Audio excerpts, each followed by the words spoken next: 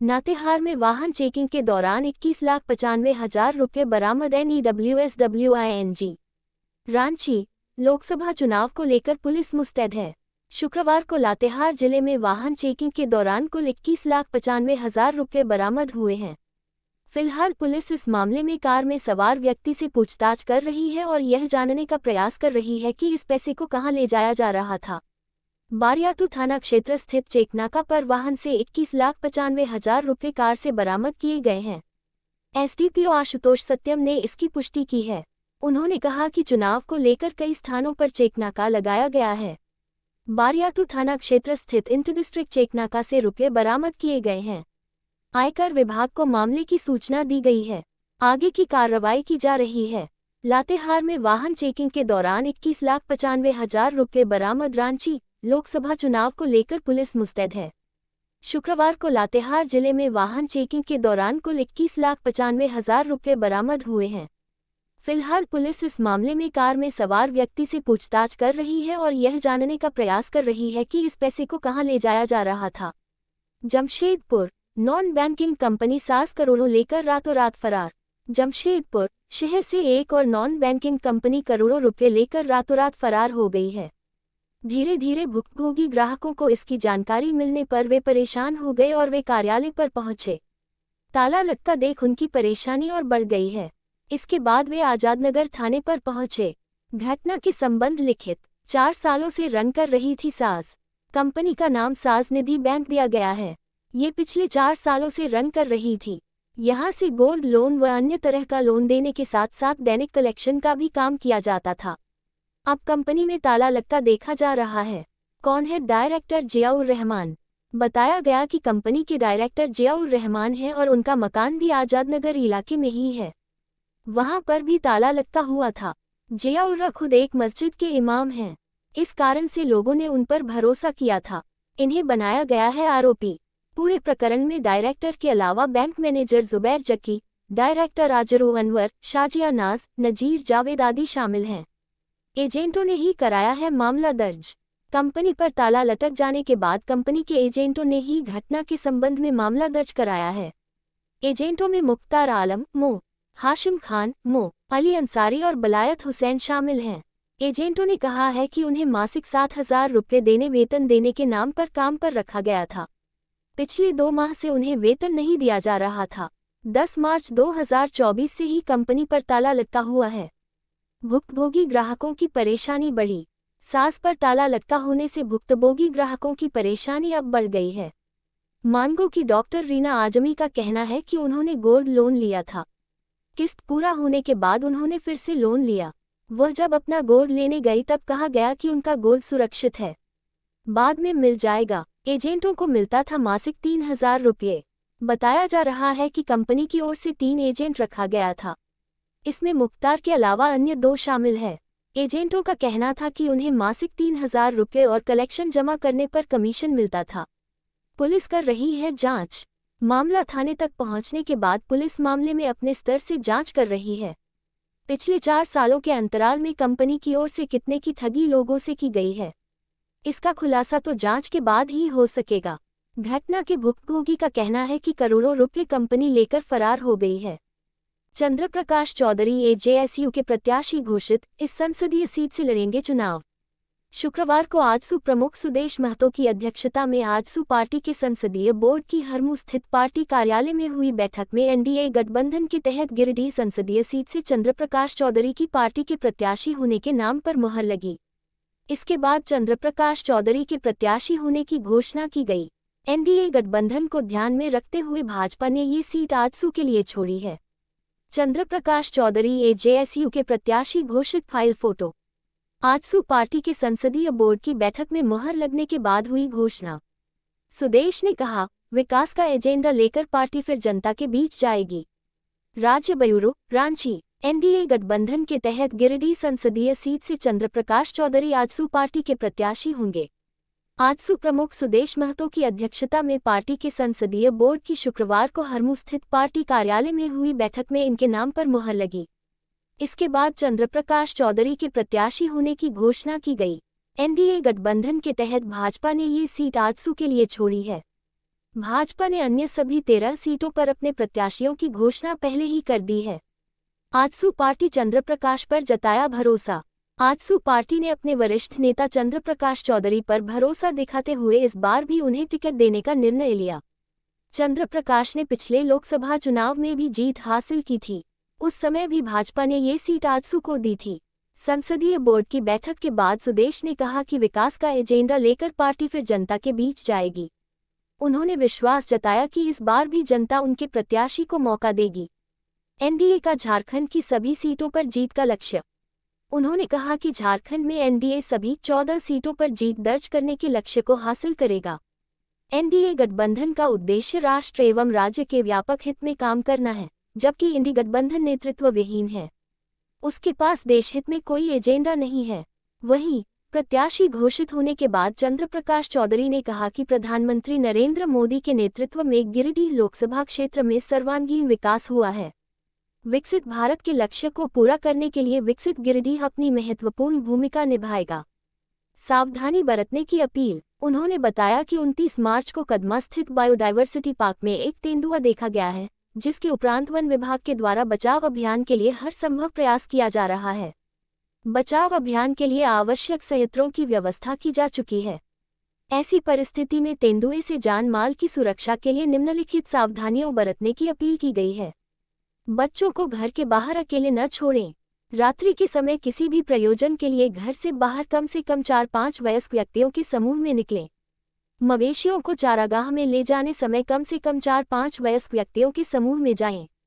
मवेशियों के गले में ध्वनि उत्पन्न करने वाले उपकरण का प्रयोग करें। अपने पालतू जानवरों को घर से बाहर अकेले न छोड़ें। झाड़ीनुमा क्षेत्रों में शाम या सुबह के समय शौच के लिए बाहर नहीं निकले। अपने घरों के आसपास रसोई का कचरा जमा न करें, क्योंकि यह आवारा कुत्तों को उस स्थान पर आमंत्रित करता है जो बदले में तेंदुए की आवाजाही की संभावना बनाता है। घरों के पास की झाड़ी को साफ रखें एवं घर के बाहर एवं गलियों में प्रकाश की व्यवस्था रखें। नशे की हालत में अकेले घर से बाहर नहीं निकलें। किसी भी प्रकार के भ्रामक खबरों पर विश्वास न करें एवं वन विभाग से अविलंब संपर्क करें। मौसम विभाग के मुताबिक अरब सागर में आने वाली नमी की वजह से मौसम में इस तरह का बदलाव देखने को मिल रहा है। बीते 24 घंटे के दौरान जम्मू कश्मीर, गिलगित बाल्टिस्तान, मुजफ्फराबाद में हल्की बारिश दर्ज की गई। इसके अलावा सिक्किम, पूर्वोत्तर हिमाचल प्रदेश में भी कुछ जगहों पर बारिश हुई। राजधानी दिल्ली के आसपास के इलाकों में तेज हवाओं के साथ बारिश हुई। पश्चिमी विक्षोभ का असर दिल्ली और आसपास के इलाकों में दिखाई दिया।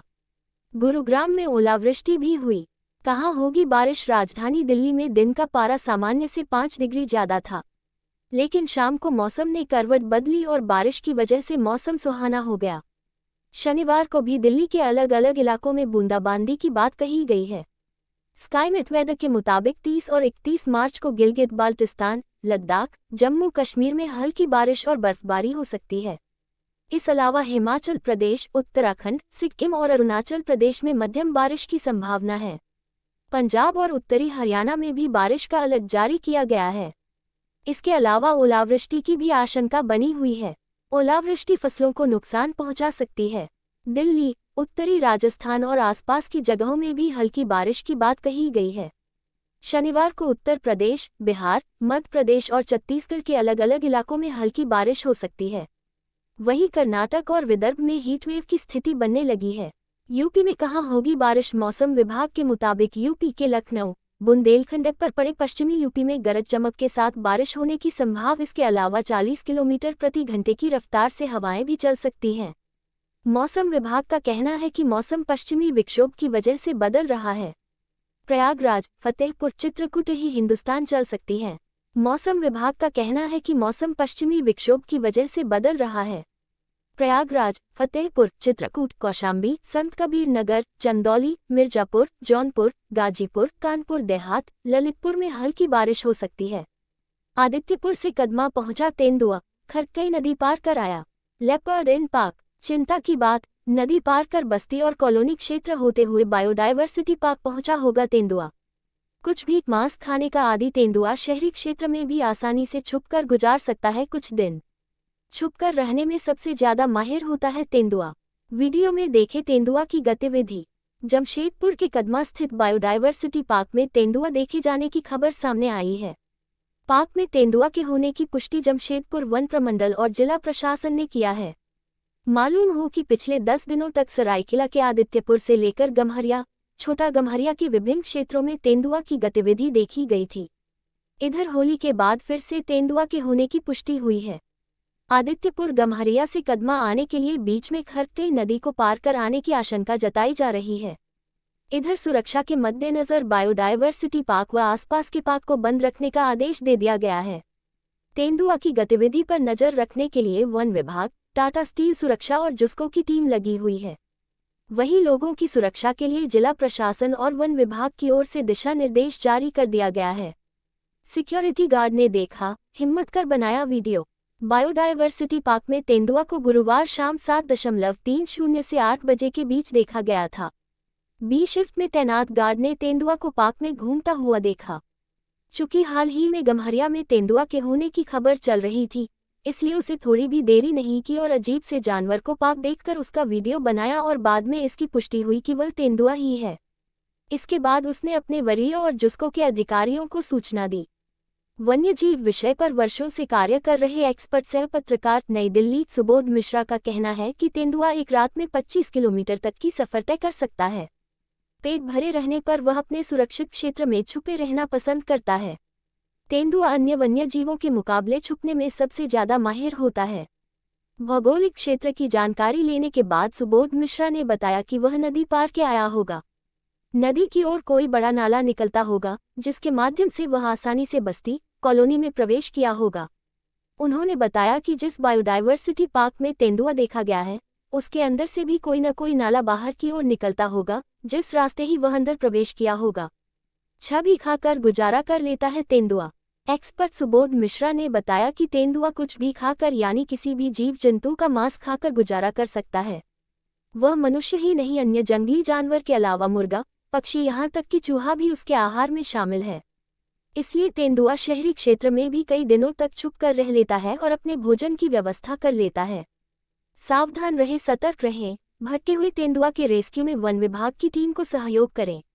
दिनांक 29 मार्च 2024 को कदमा स्थित बायोडायवर्सिटी पार्क में एक तेंदुआ देखा गया है, जिसके उपरांत वन विभाग के द्वारा बचाव अभियान के लिए हर संभव प्रयास किया जा रहा है। बचाव अभियान के लिए आवश्यक संयंत्रों की व्यवस्था की जा चुकी है। ऐसी परिस्थिति में तेंदुआ से जान माल की सुरक्षा हेतु निम्नलिखित सावधानियों बरतने की अपील की गई है। 1. बच्चों को घर के बाहर अकेले न छोड़ें। 2. रात्रि के समय किसी भी प्रयोजन के लिए घर से बाहर कम से कम 4-5 वयस्क व्यक्तियों के समूह में निकलें। 3. मवेशियों को चारागाह में ले जाने समय कम से कम 4-5 वयस्क व्यक्तियों के समूह में जाएं। 4. मवेशियों के गले में ध्वनि उत्पन्न करने वाले उपकरण का प्रयोग करें। 5. अपने पालतू जानवरों को घर से बाहर अकेले न छोड़ें। 6. झाड़ीनुमा क्षेत्रों में शाम या सुबह के समय शौच के लिए बाहर नहीं निकले। 7. अपने घरों के आसपास रसोई का कचरा जमा न करें, क्योंकि यह आवारा कुत्तों को उस स्थान पर आमंत्रित करता है, जो बदले में तेंदुए की आवाजाही की संभावना बनाता है। घरों के पास की झाड़ी को साफ रखें एवं घर के बाहर एवं गलियों में प्रकाश की व्यवस्था रखें। 9. नशे की हालत में अकेले घर से बाहर नहीं निकलें। 10. किसी भी प्रकार के भ्रामक खबरों पर विश्वास न करें एवं वन विभाग से अविलंब संपर्क करें। किसी भी व्यक्ति को यदि तेंदुए के बारे में कोई सूचना प्राप्त हो तो अविलंब निम्न मोबाइल नंबर पर संपर्क कर जानकारी साझा करें। पप्पू यादव ने कर लिया फैसला, पूर्णिया से लड़ेंगे लोकसभा चुनाव, लालू यादव को दिया क्लियर मैसेज। पप्पू यादव लगातार केंद्रीय नेतृत्व के संपर्क में हैं और पूर्णिया में दोस्ताना संघर्ष के आसार भी बन रहे हैं। सीटों की घोषणा के बाद पप्पू यादव ने दैनिक जागरण से बातचीत में कहा कि पूर्णिया की जनता का आदेश है कि वे यहां से चुनाव लड़ें। उन्होंने कहा कि वे 4 अप्रैल को पर्चा भरेंगे। उन्हें कांग्रेस आलाकमान के फैसले का भी इंतजार है। पप्पू यादव ने कर लिया फैसला, पूर्णिया से लड़ेंगे लोकसभा चुनाव, लालू यादव को दिया क्लियर मैसेज। जागरण संवाददाता, पूर्णिया। इंडी गठबंधन ने बिहार में सीटों का बंटवारा कर लिया है। वहीं अब कांग्रेस नेता सह पूर्व सांसद राजेश रंजन उर्फ पप्पू यादव का रुख तय है। पूर्णिया सीट राजद के हिस्से में जा चुकी है। शुक्रवार को इसकी विधिवत घोषणा के बाद भी पप्पू यादव पूर्णिया सीट से चुनाव लड़ने की बात पर अडिग हैं। और वे कांग्रेस का साथ भी नहीं छोड़ेंगे। पप्पू यादव लगातार केंद्रीय नेतृत्व के संपर्क में हैं और पूर्णिया में दोस्ताना संघर्ष के आसार भी बन रहे हैं। सीटों की घोषणा के बाद पप्पू यादव ने दैनिक जागरण से बातचीत में कहा कि पूर्णिया की जनता का आदेश है कि वे यहां से चुनाव लड़ें। लोकतंत्र में जनता सर्वोपरि होता है और जनता के आदेश का पालन हर हाल में होगा। वे केंद्रीय नेतृत्व के जवाब का इंतजार कर रहे हैं। 4 अप्रैल को भरेंगे पर्चा। वैसे उन्होंने ये भी कहा कि 4 अप्रैल को हर हाल में नामजदगी का पर्चा दाखिल करेंगे। एक सवाल के जवाब में उन्होंने कहा कि अब जिंदगी के अंतिम क्षण तक कांग्रेस को सीमांचल सहित बिहार में मजबूत करना ही उनका एकमात्र लक्ष्य है। बिहार के सभी 40 सीटों पर गठबंधन की जीत के लिए वे मेहनत करेंगे। कांग्रेस के वरिष्ठ नेता राहुल गांधी को प्रधानमंत्री बनाना उनका एकमात्र उद्देश्य है। क्या लालू ने उनसे दगा किया? इस सवाल को भी वे सफाई से टाल गए और कहा कि उनका आशीर्वाद उन्हें हमेशा मिलता रहा है। पूर्णिया सीट के लिए प्रदेश इकाई के प्रयास पर भी उन्होंने टिप्पणी से इनकार कर दिया। उन्होंने कहा कि उन्हें किसी से शिकवा शिकायत नहीं है, उन्हें जनता का आशीर्वाद है और आगामी 26 अप्रैल को ही यहां कांग्रेस का झंडा गड़ जाएगा। शुक्रवार को दिनभर उनके कार्यालय अर्जुन भवन में जिले के विभिन्न क्षेत्रों के नेताओं कार्यकर्ताओं का जमघट लगा रहा। इस दौरान जब वे क्षेत्र भ्रमण के लिए निकले तो काफी संख्या में समर्थक उनके गाड़ी के आगे आ गए और इस दौरान उन्होंने हर हाल में पूर्णिया से चुनाव लड़ने के प्रति सभी को आश्वस्त भी किया। रामगढ़ लाइन होटल से 111 बोतल अवैध शराब जब्त, संचालक गिरफ्तार। रामगढ़ वेस्ट बोकारो ओपी के सोंडिहा में पुलिस ने अभियान चलाकर जगदीप लाइन होटल से 111 बोतल अवैध शराब जब्त किया है। अवैध शराब बिक्री और भंडारण के आरोप में संचालक को गिरफ्तार कर अग्रेतर कानूनी कार्रवाई की। रामगढ़ वेस्ट बोकारो ओपी के सोंडिहा में पुलिस ने अभियान चलाकर जगदीप लाइन होटल से 111 बोतल अवैध शराब जब्त किया है। अवैध शराब बिक्री और भंडारण के आरोप में संचालक को गिरफ्तार कर अग्रेतर कानूनी कार्रवाई की जा रही है। पुलिस की ओर से दी गई जानकारी के अनुसार 29 मार्च को रामगढ़ पुलिस अधीक्षक को वेस्ट बोकारो ओपी अंतर्गत ग्राम सोंडिहा स्थित जगदीप लाइन होटल में अवैध शराब की बिक्री और भंडारण की गुप्त सूचना मिली। सूचना पर आवश्यक कार्रवाई हेतु पुलिस अधीक्षक द्वारा वेस्ट बोकारो ओपी प्रभारी के नेतृत्व में विशेष टीम का गठन किया गया। टीम ने जगदीप लाइन होटल में छापेमारी की। इस दौरान पुलिस को देख होटल में बैठकर शराब पी रहे लोग भाग गए। होटल की तलाशी के क्रम में अवैध रूप से रखे किंगफिशर बियर की 86 बोतल और मैकडोवेल्स 180 मेगालीटर की 25 बोतलें बरामद हुईं। इस संबंध में जगदीप होटल के संचालक प्रदीप प्रसाद पिता स्व. दालेश्वर महतो से पूछताछ करने पर वे शराब के संबंध में वैध कागजात प्रस्तुत नहीं कर सके, जिस पर उन्हें अवैध रूप से बिना लाइसेंस के विदेशी शराब का भंडारण और बिक्री करने के आरोप में गिरफ्तार कर लिया गया। छापेमारी दल में वेस्ट बोकारो ओपी प्रभारी सदानंद कुमार सदलबल शामिल रहे।